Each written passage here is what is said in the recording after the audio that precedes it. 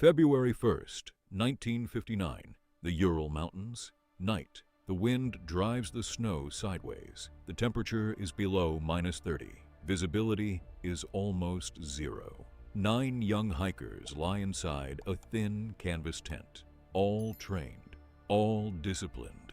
This is not just a winter climb, it is a qualification, a level of mastery. But that night, something forced them to cut their way out of the tent from the inside, without boots, without coats, into the storm. None of them would see the morning. History would remember it as the Dyatlov Pass incident. The official explanation was only this: an unknown, compelling force. But unknown, what? Welcome to the Veiled One.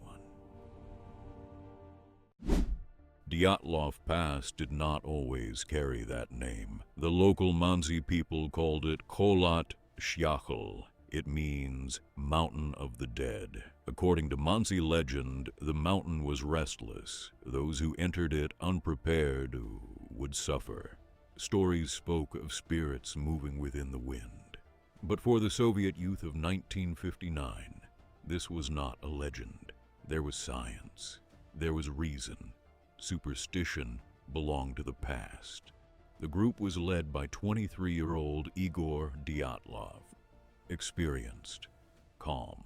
Every member held advanced hiking certification. They set out on January 23rd.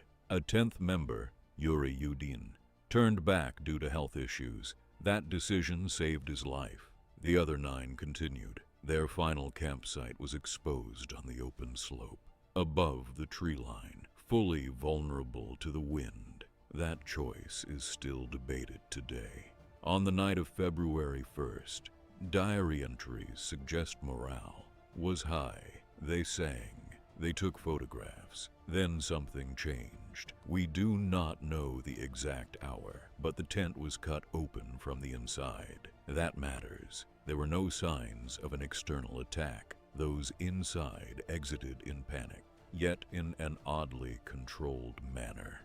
And then came the footprints. Search teams found the tent on February 22nd. Boots were still inside, heavy coats untouched. Money, documents, food, all in place. The footprints leading away were orderly. No signs of struggle, no chaotic running. As if someone had simply said, "Get out."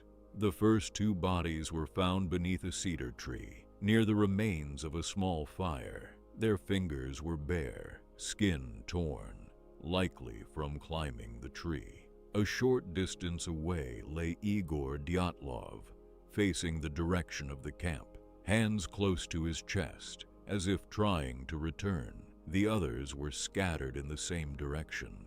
The first 5 deaths were ruled hypothermia, but the most disturbing discovery was still buried under the snow.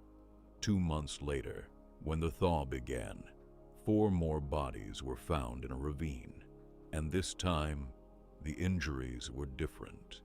Lyudmila Dubinina's ribs were crushed inward. Her tongue was missing. Her eyes were gone. Semyon Zolotaryov's chest cavity was collapsed. Thibaut Brignol had a severe skull fracture, yet there were almost no significant external wounds. The autopsy report stated injuries consistent with a high-impact force. But what force? An avalanche. The avalanche theory was debated for decades, yet there was no massive debris field. The tent was not completely buried. A military test? Low levels of radiation were detected on some clothing. The region was known for military activity at the time. There were also reports of orange spheres in the sky. Even search teams claimed to see strange lights. This is where the UFO theories began, but hard evidence, none. Another theory is quieter: infrasound. The mountain shape and wind patterns may have generated low-frequency vibrations below the range of human hearing. Such waves can induce panic, disorientation, a sense of overwhelming dread. Perhaps panic spread, Perhaps someone shouted, "Avalanche." Perhaps fear moved faster than reason, and in that moment, 9 people made a fatal decision. But even then, how were the ribs crushed so violently? Why was radiation present on some garments? And why were Soviet files sealed for so long? In 2019, the case was reopened.